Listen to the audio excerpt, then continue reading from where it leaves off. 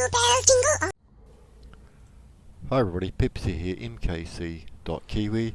Today we're going to show you how you make your very own plywood centre sleigh from recycled pallet. Link in the description below for the pattern and how to make it.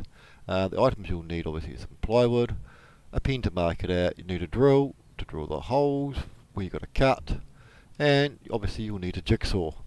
That's it, let's crack. Hey guys, first of all what you do, you start off here and just drill holes.